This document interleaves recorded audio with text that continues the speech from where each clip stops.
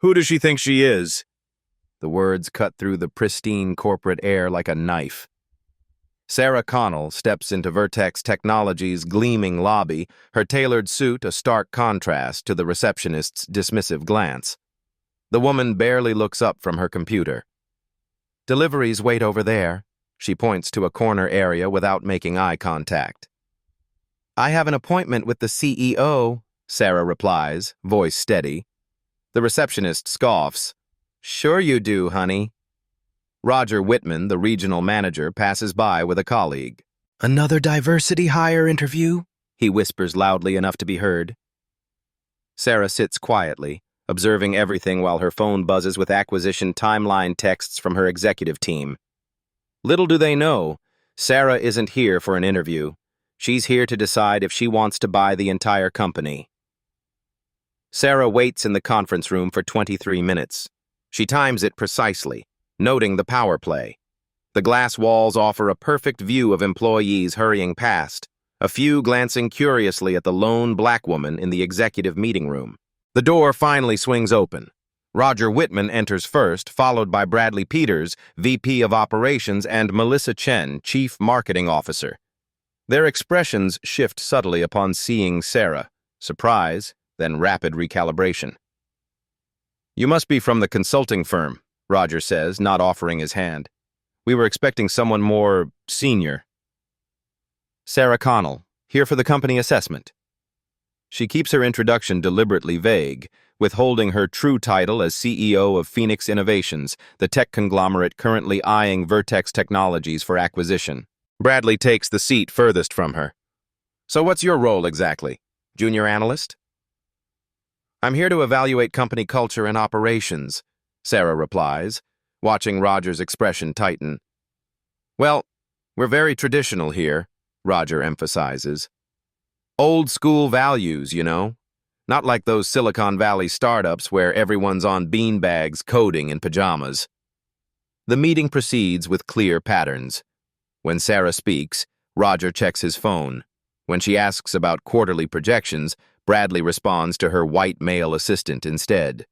When she makes a point about market positioning, Melissa nods, then restates the exact same idea, which Roger then praises as insightful. "Could you take notes for us?" Roger slides a notepad towards Sarah during the presentation. "Since you're here to observe anyway." Sarah accepts the pad with a slight smile. "Of course." The discussion turns to diversity initiatives. Sarah inquires about representation in leadership. "We hire the best person for the job," Bradley interjects. "Merit only, we don't look at color." "Our industry just doesn't attract certain demographics," Roger adds with a dismissive wave. "Nothing we can do about that." Sarah notices Melissa's slight wince. An ally, perhaps? Or just more aware of how these statements sound? Throughout the meeting, Sarah asks targeted questions that reveal fundamental problems in the company culture, exactly what her preliminary research had suggested. Every dismissive comment, every interrupted sentence, every condescending explanation confirms her suspicions. Sarah makes note on her tablet. "Leadership problem more severe than anticipated. Recommend complete executive overhaul post-acquisition." Morning light streams through the windows as Roger drops a stack of financial reports on the table in front of Sarah. "Since you're here to help," he says with a thin smile, "why don't you analyze these market projections? Flag any inconsistencies for us. Should keep you busy until lunch." The task would typically take a full day. Roger knows this. His smirk confirms it. "Certainly," Sarah replies, not missing a beat. "I'll need access to your data visualization software." Roger's smile falters slightly. "Just use Excel like everyone else." 3 hours later, Sarah has completed the entire analysis, including a comprehensive visualization of 5-year trends and 3 critical errors in their forecasting methodology. She presents her findings to a junior analyst who stares at the screen, mouth slightly open. "This would have taken our team days," he whispers. Roger appears behind them, face darkening as he scans her work. "Who helped you with this?" "No one," Sarah answers simply. Impossible, Roger scoffs. You must have called your team. This is proprietary information. I'll need to report this breach. The junior analyst speaks up. Actually, sir, she only used our internal data and systems. I was watching. Roger's jaw tightens. Well, it's still not what we asked for. Too elaborate. Overcomplicating things. Some. Later, Sarah is invited, or rather instructed, to join a conference call with potential investors as the designated note-taker. During the presentation, she spots a critical error in the financial projections that could derail the entire pitch. She writes a note, slides it to Roger. He glances at it, then pushes it aside without reading. Sarah unmutes herself. If I may. Roger immediately presses the mute button on the conference system, silencing her. Sorry about that. Just our consultant getting up to speed, he tells the investors with a chuckle. 10 minutes later, the lead investor questions the exact discrepancy Sarah had noticed. Roger fumbles the explanation. The call ends with a tepid, "We'll be in touch," that everyone recognizes as a polite rejection. After the investors disconnect, Roger rounds on Sarah. Next time, don't try to show off. You're here to observe, not participate. Sarah steps into an empty hallway and texts her CFO. Accelerate due diligence. I've seen enough. The upscale restaurant bustles with activity as waiters navigate between tables of Vertex Technologies executives and their potential business partners. Crystal glasses catch the light from overhead chandeliers. Conversations blend into a steady hum of networking and deal-making. Sarah finds her name card at the far end of the long table, physically distanced from all decision-makers. Roger sits at the head, flanked by Bradley and representatives from Meridian Partners, the distribution company Vertex desperately needs to impress tonight. Everyone, welcome. Roger stands, raising his glass. I'd like to introduce our leadership team to our esteemed guests. He proceeds around the table, naming each executive with their title and a personal anecdote. Sarah watches as he introduces every person at the table, except her. When the Meridian CEO glances questioningly toward Sarah, she extends her hand. Sarah Connell, pleasure to meet you. Roger interjects smoothly. Sarah's just temporary, helping with some analysis. His tone suggests an intern, someone wholly unremarkable. The CEO nods and immediately turns away, interest evaporated. The first course arrives. Discussion turns to emerging technologies in supply chain management, innovations that, ironically, Sarah's company pioneered 2 years ago. The integration of blockchain into verification systems is where the real transformation happens, Sarah offers, seeing an opportunity to contribute valuable insight. Bradley looks down the table with thinly veiled irritation. Let the adults handle this conversation, please. We're discussing enterprise-level solutions. A few uncomfortable chuckles ripple through the table. The Meridian executives exchange glances. As I was saying, Bradley continues, proceeding to explain, incorrectly, the very concept Sarah attempted to clarify. Sarah takes a measured sip of water, maintaining her composure while burning with silent rage. 18 years building one of the most innovative companies in the tech sector, revolutionizing entire industries, and here she sits, being shushed like a child at the adults' table. Throughout the dinner, the pattern repeats. When Sarah speaks, she's interrupted. When she makes a point, it's dismissed, then often restated by someone else minutes later to general approval. When she asks a question, answers are oversimplified as if explaining to someone with limited technical understanding. Roger regales the table with a story about a diversity hire who just couldn't keep up at a previous company. His eyes flick to Sarah momentarily, message unmistakable. Excuse me, Sarah says quietly, rising from her seat. I need to make a quick call. No one acknowledges her departure. In the hallway outside the private dining room, Sarah leans against the wall, takes one deep breath, then another. Her hand doesn't shake as she pulls out her phone and dials. Marcus, she says to her chief operating officer. It's time to move to phase 2. I've seen everything I need to see. That bad? He asks.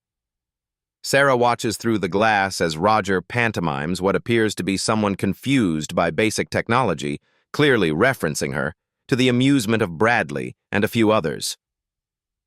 Worse, she replies. But they've shown their true colors. Have legal ready the paperwork for tomorrow. They have no idea who they're really dealing with, and that's about to become their biggest mistake. The hotel suite's silence envelops Sarah as she removes her earrings and kicks off her heels. For the first time today, her shoulders drop slightly, the perfect posture relaxing just a fraction. She opens her laptop and initiates a secure video call. 4 faces appear on screen, her executive team at Phoenix Innovations. There she is, Marcus Thompson, her COO, says. How was your day playing Undercover boss? Sarah doesn't smile. Educational. She connects her phone and plays back recordings from the day. The dismissive receptionist, Roger's diversity hire comment, Bradley's condescension at dinner, the muted conference call. Expressions darken across the screen. Aisha Patel, her chief legal officer, types furiously in a separate window. This is textbook discrimination. We could sue them into oblivion even without the acquisition. That's not our goal, Sarah reminds them. We're here to transform an industry, not just punish bad actors. They deserve punishment, retorts Marcus, voice tight with anger. And they'll get it, Sarah assures him. But strategically, methodically. She stands and moves to the window, looking out at the city skyline. Remember when I started Phoenix? Everyone said I was crazy. The team falls silent. They've heard the story, but never tire of it. 22 banks turned me down. 14 VCs said my vision was unrealistic. One suggested I find a nice young man with business experience to be the face of the company. Sarah turns back to the screen. Now we're valued at $11 billion. Those same people claim they always believed in me. A memory surfaces. Sarah's mentor, Dr. Eleanor Wright, the only black woman CEO in tech when Sarah was starting out. Let them underestimate you, she had advised. It's your superpower. While they're busy dismissing you, you'll be building empires right under their noses. Sarah addresses her team again. Vertex has valuable technology and market position, but toxic leadership. Their company culture is exactly what we're trying to change in this industry. So we're still acquiring? Asks Janelle Washington, her CFO. Absolutely, but I'm accelerating the timeline. I've seen enough to know the entire executive team needs to go, with possibly one exception. Sarah thinks of Melissa's uncomfortable expressions during the most egregious comments. Have the final paperwork ready for tomorrow. I'll create an opportunity. And until then? Marcus asks. Sarah's expression hardens, eyes glinting with resolve. I maintain my cover, but tomorrow they'll see a hint of who I really am. She ends the call and sits in the dim hotel room, mind whirring with plans, counterplans, contingencies. This isn't just business anymore. It's personal. Not out of petty revenge, but because companies like Vertex perpetuate the systems that held back countless innovators like her. Sarah reaches for her suitcase and removes a different outfit for tomorrow, still professional, but with unmistakable power. Sharp lines, bold accessories, nothing that could be mistaken for subordinate or supportive staff. Dr. Wright? She whispers to the empty room, thinking of her mentor, now gone 5 years. Watch me turn their underestimation into their undoing. Tomorrow they'll see just a glimpse of who they're really dealing with. Heads turn as Sarah strides into the morning meeting. Gone is yesterday's understated attire, replaced by a perfectly tailored power suit in deep burgundy. Gold statement earrings catch the light, and her leather portfolio bears the subtle embossed logo of an exclusive design house. Roger notices the shift, his eyes narrowing slightly. Nice of you to join us. We're discussing Q3 projections. Perfect timing, Sarah replies, opening her portfolio to reveal a comprehensive analysis. I've identified several discrepancies in the current projections. Roger's smile tightens. We've already finalized these numbers.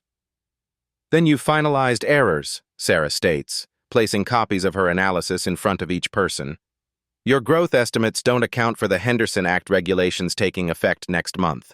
You're overestimating revenue by approximately 18%. Bradley scoffs. The Henderson Act? That's just proposed legislation. It won't pass. It passed last week, Sarah corrects. The implementation timeline has accelerated. The room falls silent as executives scan her document.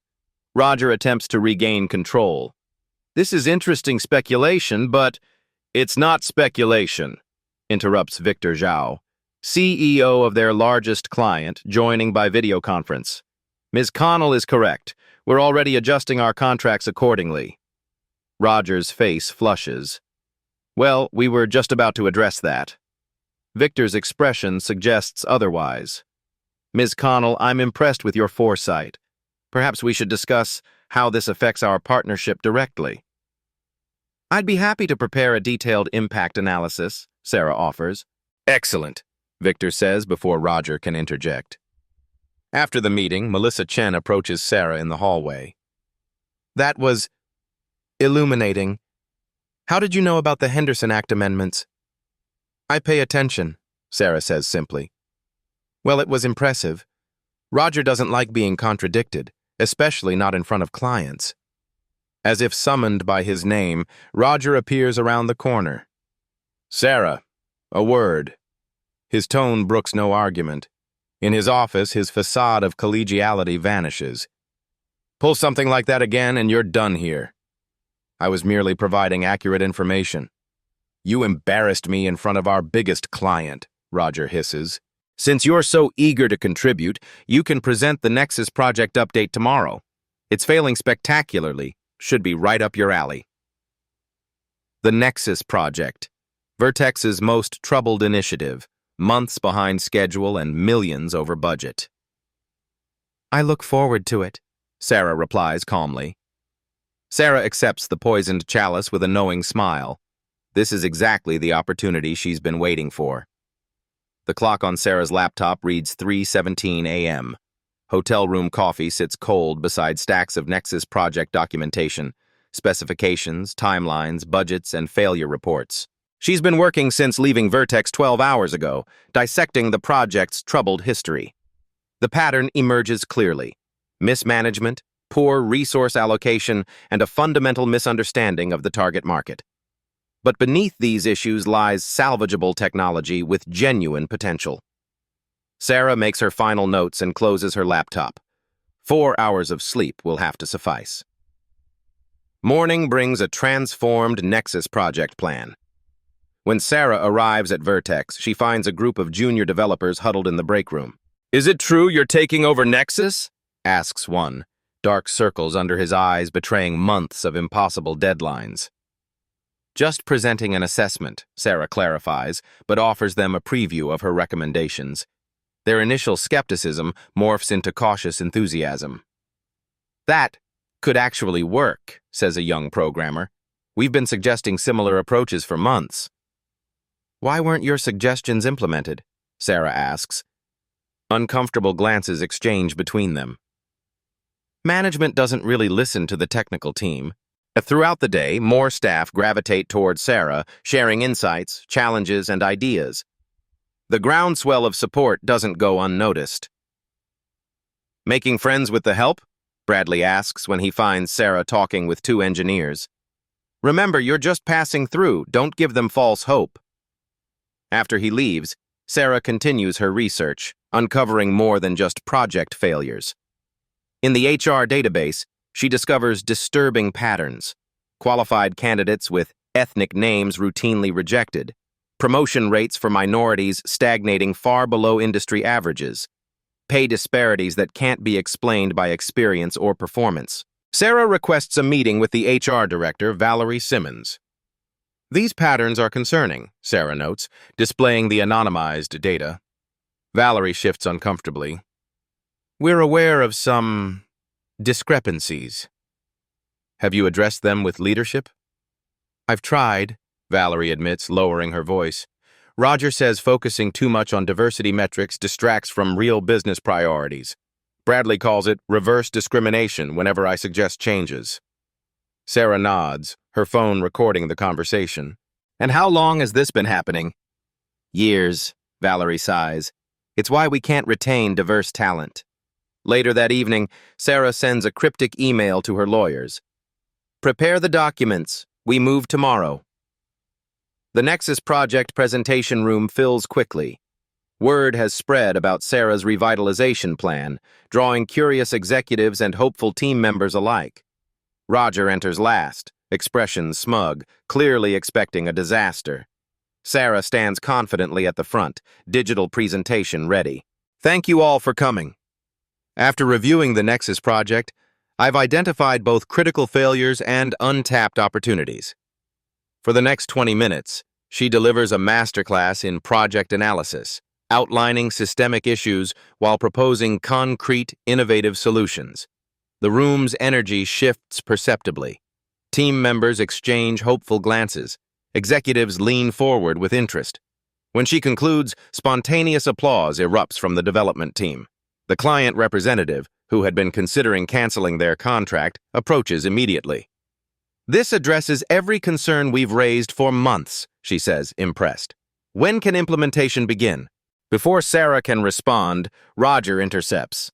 Wonderful presentation of the plan our team has been developing. As Sarah mentioned, we've been working on these improvements for some time. Sarah maintains her composure. Actually, I developed this approach overnight based on documentation and team interviews. This is not Vertex's existing plan. The client looks between them, confusion evident. Let's discuss offline, Roger says tightly, steering the client away. Sarah tends to misunderstand internal communications. Later, Sarah overhears Bradley speaking to another executive in the hallway. Neither notices her presence around the corner. Another affirmative action consultant thinking she can revolutionize everything, Bradley says. You know how these people are. Talk big, deliver nothing. Just here to check their diversity boxes. At least she's nice to look at, the other man chuckles. Better enjoy the view while it lasts. Roger's already talking to the consulting firm about replacing her. Sarah records the conversation discreetly, adding it to her growing collection of evidence. As she returns to her temporary office, James Turner, the company's financial officer, approaches cautiously. That Nexus presentation was brilliant, he says quietly. But you should know, Roger's been undermining you to the board, claiming you're disrupting company culture. Thank you for telling me, Sarah responds. Some of us see what's happening here, James continues, glancing around nervously. If there were changes coming, some of us would welcome them. Interesting perspective, Sarah replies. There might indeed be changes soon. Roger appears suddenly, eyes cold. Sarah, my office, now. Inside, his pretense vanishes. You're done here. I'm terminating your contract effective immediately. You can't fire me, Roger, but after tomorrow, I could definitely fire you. Roger freezes, momentarily stunned by Sarah's statement. What did you just say to me? Sarah remains perfectly calm. You heard me correctly. Security will escort you out, Roger snarls, reaching for his phone. I wouldn't do that if I were you, Sarah advises. It would make tomorrow's board meeting even more uncomfortable. Roger's finger hovers over the intercom. What board meeting? There's nothing on the schedule. The emergency meeting called 30 minutes ago by Chairman Davis. Regarding the company's financial crisis and, she pauses deliberately, potential acquisition options. A flicker of panic crosses Roger's face. What do you know about that? Everything, Sarah replies simply. Now, if you'll excuse me, I have preparations to make. She walks out, leaving Roger staring after her, confusion and anger battling across his features. The following morning, Vertex Technologies' executive boardroom fills with tense energy. Board members murmur among themselves while Roger, Bradley, and other executives huddle in concerned consultation. Chairman Davis calls the meeting to order. As you're all aware, our financial position has become untenable. The Meridian partnership falling through was the final blow. We need to discuss survival options, including potential acquisition. Roger immediately takes control. This situation isn't of our making. Market forces, supply chain issues, and frankly, some staff underperformance have created temporary challenges. But my team has a recovery plan. For the next 20 minutes, Roger presents a grandiose turnaround strategy built on shaky assumptions and creative accounting. Board members look increasingly skeptical. Any questions? Roger concludes confidently. Chairman Davis glances around the room. I'd like to hear from someone with a fresh perspective. Ms. Connell, you've been assessing our operations. Your thoughts? Sarah rises slowly, all eyes turning toward her. She buttons her blazer, a power move executed with deliberate precision. My assessment is complete, she begins, and it's not favorable. Roger interjects. With all due respect, Sarah is a junior consultant with limited— I'm not a consultant, Roger, Sarah interrupts. Her voice changes subtly, more commanding, accustomed to authority. My name is Sarah Connell, founder and CEO of Phoenix Innovations. The room falls into stunned silence. For those unfamiliar with Phoenix, she continues, we're a technology conglomerate valued at $11 billion, and we've been considering Vertex Technologies for acquisition. Bradley's coffee cup freezes halfway to his mouth. Roger's face drains of color. Sarah opens her portfolio, revealing acquisition documents. The majority shareholders have already approved our offer. I've spent the past week conducting a final cultural assessment before completing the deal. As realization dawns across the room, Sarah activates the presentation screen, displaying moments from the past week, the receptionist's dismissal, Roger's diversity hire comments, Bradley's condescension, the conference call muting incident, all captured discreetly but clearly. The technology is salvageable, the company position is recoverable, the leadership, however, is not. Sarah walks around the table, calm and controlled. You never bothered to Google me, did you, Roger? Too certain I was exactly who you assumed me to be. Memories click into place for everyone in the room, the receptionist who never checked Sarah's appointment details. Roger interrupting her attempts to save the investor call, Bradley dismissing her blockchain expertise, technology her company pioneered, her comprehensive analysis completed in hours, dismissed as impossible. The Nexus Project resurrection that the team embraced immediately, Melissa sits with a barely concealed smile. James Turner looks vindicated. Bradley appears physically ill. You were spying on us? Roger finally manages. I was evaluating a potential 8-figure investment, Sarah corrects. Standard due diligence. What I discovered was a company with promising technology hampered by toxic leadership and discriminatory practices. She distributes copies of her full report to each board member. Page 12 details documented instances of discrimination. Page 26 outlines regulatory compliance issues. Page 40 contains my recommendations for restructuring. Chairman Davis flips through the document, expression grave. These allegations are serious and meticulously documented, Sarah confirms. Phoenix Innovations doesn't just acquire companies, we transform them. We build inclusive cultures where innovation thrives. The question before you today isn't whether Vertex will be acquired. That decision is made. The question is, who will remain afterward? Roger stands abruptly. This is a hostile takeover. No, Roger, Sarah replies. This is consequences. The chairman raises his hand for silence. Ms. Connell, or should I say CEO Connell, clearly we have much to discuss regarding this acquisition. Indeed, Sarah agrees, glancing at her watch. My executive team is waiting outside. Shall I invite them in?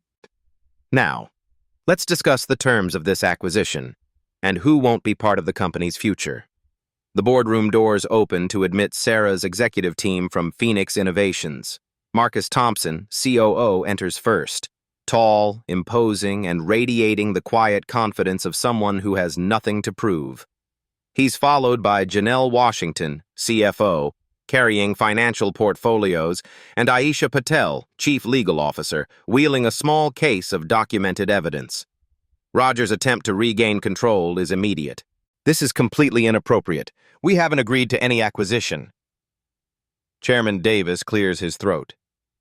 "Actually, Roger, I've been in discussions with Phoenix for months. The board authorized exploratory talks after our third straight quarter of losses." "Without informing the executive team?" Roger's voice rises in pitch. "A decision made precisely because of concerns about current leadership," Davis responds firmly. Sarah takes her place at the head of the table, a position Roger reluctantly vacates. The power dynamics shift visibly as Vertex executives find themselves suddenly accountable to someone they'd dismissed days earlier. "Let's proceed efficiently," Sarah begins. "Phoenix Innovations is prepared to acquire Vertex Technologies for $247 million, a fair premium over current market valuation, contingent upon specific leadership changes and corporate culture reforms." Janelle distributes financial analyses demonstrating the offer's generosity given Vertex's precarious position. "This is robbery," Bradley protests. "We're worth twice that." "Not according to any reasonable market metric," Janelle counters, highlighting declining share values and failed product launches. "Your Q4 projections show insolvency by February without emergency measures." Roger attempts a different approach. "Sarah, let's be reasonable. Perhaps we got off on the wrong foot, but we can work together moving forward. I have valuable institutional knowledge." "Which brings us to the leadership changes," Sarah interrupts smoothly, nodding to Aisha. The lawyer opens her case, extracting carefully organized documentation. "Our investigation revealed multiple violations of labor laws, equal employment regulations, and company policies." She displays evidence chronologically: emails, recordings, witness statements, and statistical analyses. "The pattern of discrimination isn't isolated to a few incidents," Aisha explains, her professional tone making the damning evidence even more powerful. "It's systemic throughout senior leadership, creating a hostile work environment that has directly impacted business performance." Board members examine the evidence with increasing discomfort. One whispers audibly, "This is a lawsuit waiting to happen." "It already happened," Aisha corrects. 3 former employees filed discrimination suits that were quietly settled last year. The NDAs prevented public disclosure, but our legal team obtained court records. Roger's face contorts with anger. "You had no right to." "Public records," Aisha interrupts. "Available to anyone who looks." Chairman Davis removes his glasses, rubbing the bridge of his nose. "These allegations are extremely serious." "They're not allegations," Sarah corrects. "They're documented violations with substantial evidence. As the acquiring company, Phoenix has legal obligation to address these issues immediately." Marcus presents the proposed reorganization plan. "We've identified several Vertex employees for retention and promotion, people whose talents have been systematically overlooked." He distributes profiles of promising staff members, including many women and people of color who've received consistently excellent performance reviews, yet remained in junior positions. "This is reverse discrimination," Bradley protests, "promoting people based on race rather than merit." "No," Marcus counters firmly. "This is correcting years of documented bias that prevented qualified people from advancing. Every person on this list is exceptionally qualified based on performance metrics your own system generated." The board discussion intensifies as executives debate the implications. Throughout the conversation, Sarah notices Melissa Chen taking careful notes, occasionally nodding at points about cultural transformation. During a brief recess, Sarah approaches her. "You've been quiet, Melissa." "Processing," Melissa admits. "I've seen the problems for years but felt powerless to change anything." "Silence enables toxic systems," Sarah observes without accusation. "I know." Melissa looks down. "I justified staying by thinking I could help from within, but mostly I just survived." made compromises I'm not proud of. We all make compromises, Sarah acknowledges. The question is what you do when given the opportunity to break the cycle. When the meeting reconvenes, Sarah presents the complete acquisition plan. Phoenix will retain approximately 87% of Vertex staff. We'll implement immediate cultural reforms, including bias training, transparent promotion pathways, and mentorship programs. She outlines specific changes: salary adjustments to eliminate gender and racial pay gaps, revised recruitment practices, and accountability metrics for management. The acquisition agreement requires approval from the current board, Sarah concludes. But understand this is non-negotiable. Roger Whitman and Bradley Peters will not remain with the company. Roger stands abruptly, face flushed. This is outrageous. I built this company. And now you've lost it, Sarah replies calmly. Roger scans the room for allies, finding few. Even longtime supporters avoid his gaze, unwilling to align themselves with a sinking ship. The employees will revolt, he threatens. They're loyal to current leadership. Sarah raises an eyebrow. Are they? Let's find out. She reveals the results of an anonymous staff survey conducted through the HR portal, showing overwhelming dissatisfaction with executive leadership, particularly Roger and Bradley. People didn't feel safe expressing these views before, Sarah explains. They feared retaliation. With good reason, apparently. Bradley attempts a last stand. This is a witch hunt. You came here looking to take over from the beginning. No, Sarah corrects. I came to evaluate whether Vertex was worth saving. The technology and most of the people are. The leadership is not. After hours of discussion, the board moves to vote on the acquisition proposal. Roger makes a final desperate appeal, highlighting his years of service and painting himself as a victim of political correctness gone mad. Chairman Davis calls for silence. The board has heard enough. We'll now vote on the Phoenix acquisition proposal.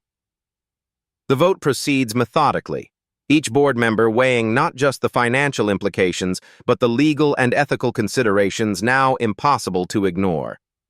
When the final tally is announced, 11 in favor, 2 against, Roger's face crumples in disbelief.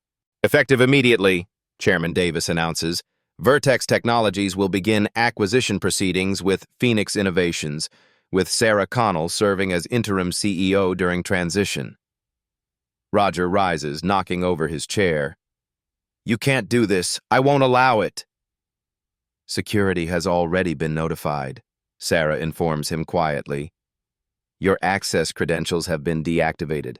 You have 30 minutes to collect personal belongings under escort. As if on cue, 2 security officers appear at the boardroom entrance. This isn't over, Roger seethes as he's escorted out, Bradley following sullenly behind. When they've gone, Sarah addresses the remaining executives. Phoenix Innovations doesn't just acquire companies. We transform them. This transition will be challenging but ultimately rewarding for those committed to building something better. She turns to Melissa. I believe you're one of those people. We'll need strong internal leaders who understand both what was and what can be. Later, as staff whisper about the boardroom drama and sudden departure of top executives, Sarah steps onto the main floor. Employees watch with curiosity and apprehension as she approaches the central area. Good afternoon, she begins. I'm Sarah Connell, CEO of Phoenix Innovations and now interim CEO of Vertex. Today marks the beginning of significant changes, all for the better. She speaks for just 5 minutes, outlining the acquisition without corporate jargon or empty promises. She acknowledges the uncertainty people must feel, but emphasizes that most jobs are secure. In fact, new opportunities for advancement will open immediately. The culture of fear and favoritism ends today, she concludes. What we build next, we build together. As she finishes, an engineer tentatively raises his hand. Does this mean the Nexus project will continue with your recommendations? Sarah smiles. It begins tomorrow. Report directly to me until we establish the new team structure. The ripple of cautious optimism spreading through the room is exactly what she hoped to see. This isn't just about acquisition, it's about transformation, and that's only beginning. 1 week after the acquisition announcement, Roger Whitman and Bradley Peters sit stonily in Vertex's largest conference room, now transformed into a makeshift hearing space. On one side of the long table, Sarah, Aisha, and the newly formed ethics committee comprising board members and employee representatives. On the other, Roger, Bradley, and their respective attorneys. This proceeding will determine severance terms and potential legal actions, Sarah begins, her tone businesslike but not vindictive. We have documented evidence of workplace discrimination, harassment, and possible financial impropriety. Roger's attorney interjects, "My client denies all allegations and reserves the right to pursue wrongful termination claims." "That's his prerogative," Aisha responds, unperturbed. "However, these aren't merely allegations." She methodically presents the evidence, digital recordings of discriminatory comments, statistical analyses showing clear patterns of bias in hiring and promotion, testimonies from current and former employees, and documentation of retaliatory actions against those who raised concerns. The receptionist was instructed to treat certain visitors differently based on appearance, Aisha notes, displaying internal messages. Specifically to assume people of color were delivery personnel or junior staff rather than executives or clients. Roger shifts uncomfortably as his own messages appear on screen. As the hearing progresses, more employees come forward, emboldened by the changing atmosphere. A former project manager describes being passed over for promotion 6 times while watching less qualified white colleagues advance. A talented engineer reveals how Roger reassigned her patent application to a male colleague. A financial analyst details how she was excluded from client meetings despite being the lead on accounts. Bradley attempts to dismiss these testimonies. Disgruntled employees seeking revenge. Everyone plays the victim these days. His comment triggers a response from an unexpected source. James Turner, the financial officer who had whispered warnings to Sarah, produces records showing systematic salary discrepancies. "I maintained separate spreadsheets," he explains, "because official requests to address these disparities were repeatedly denied." Roger's facade finally cracks. "This company operated in the real world, not some diversity utopia. We made hard business decisions based on client expectations and market realities." "You mean biases and prejudices," Sarah corrects. "Those aren't market realities, they're failures of leadership." Bradley attempts a different approach. "Sarah, be reasonable. Every company has issues. Taking this public helps no one. We could reach a private arrangement beneficial to all parties." "You mean covering up discrimination to protect your reputation?" Sarah asks. That approach ends today. The Ethics Committee deliberates briefly before delivering their unanimous decision. Termination for cause, no severance packages, and referral of financial discrepancies to external auditors for potential legal action. "You can't do this!" Roger shouts, standing abruptly. "I'll sue for defamation. I'll take this to every business publication." "You're welcome to try," Aisha responds calmly. "All evidence presented today will become part of the public record in any lawsuit you initiate." The color drains from Roger's face as he realizes the implications. His attorney whispers urgently in his ear. "This witch hunt might satisfy your social justice agenda," Bradley spits out. "But you've destroyed 2 careers over political correctness." "No," Sarah corrects. "Your own actions destroyed your careers. This is accountability, not persecution." Security personnel appear at the door, the same officers who had escorted them from the boardroom a week earlier. "Gentlemen," Sarah concludes, "your company devices and credentials have been fully deactivated. Security will escort you from the premises. Do not contact current employees. Any further communication should be directed through legal channels only." As they're led away, Roger turns back one last time. "This isn't over, Sarah." "For you, it is," she replies simply. After they've gone, Sarah remains at the table, reviewing notes from the hearing. Melissa enters quietly, placing a tablet before her. "The press has already picked up the story," she says. "Industry blogs are reporting on the acquisition and leadership changes." Sarah glances at the headlines. "Phoenix Innovations acquires Vertex in culture-focused deal," and "Tech giant implements immediate leadership changes after acquisition." It's beginning, Sarah notes, not with triumph, but with the sober recognition of the work ahead. "The hard part?" Melissa asks. "The important part," Sarah corrects. "Removing toxic leadership is just the first step. Changing ownership is just the first step. Changing culture is the real work ahead." 3 months later, Sarah stands at the podium of the National Technology Leadership Conference, addressing a packed auditorium of industry executives, investors, and media representatives. Behind her, a screen displays the new Vertex Phoenix logo and the conference theme, "Building Inclusive Innovation, Culture as Competitive Advantage."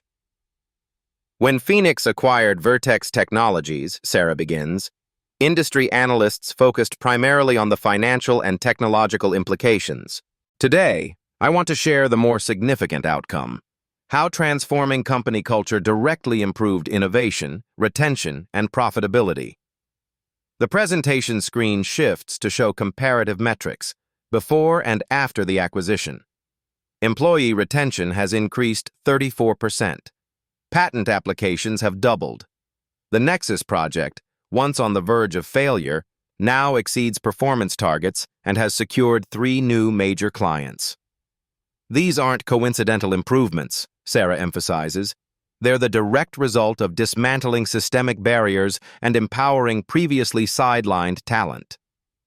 She outlines specific changes implemented during the transition: standardized interview protocols to reduce bias, transparent promotion criteria, mentorship programs pairing senior leaders with promising employees from underrepresented groups, and salary adjustments eliminating racial and gender pay gaps. "Some warned these changes would harm profitability," Sarah acknowledges. "The data proves otherwise. Quarter-over-quarter growth has increased by 18% since implementation." In the audience, executives lean forward, taking notes. The business case, demonstrated through hard metrics rather than moral arguments, resonates even with former skeptics. Sarah highlights specific success stories without names: the receptionist who revealed her business administration degree and now manages client relations; the repeatedly passed-over engineer whose innovations now lead the Nexus project; the financial analyst whose market insights have opened new revenue streams. "Talent was always there," Sarah states firmly. "What changed was creating an environment where it could flourish." Industry publications covering the conference feature Sarah's presentation prominently. Headlines like "Phoenix Vertex Case Study Challenges Tech's Culture Problem" and "Inclusion Drives Innovation," the metrics behind Phoenix's success, spread throughout business networks.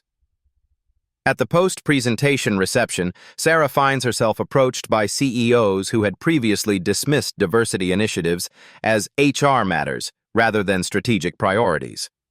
"Your metrics are compelling," admits the CEO of a competing firm.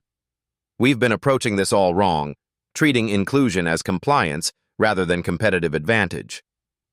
"It's never too late to change course," Sarah responds. Another executive confides, "We've had 3 discrimination complaints this year. I've been handling them as PR problems to manage, but your approach suggests they're symptoms of deeper issues." "Exactly," Sarah confirms. "Treating symptoms while ignoring the disease ensures the problem persists." Behind these conversations, Sarah notices representatives from multiple companies huddled with Melissa, now Vertex Phoenix's chief culture officer, eagerly discussing implementation strategies.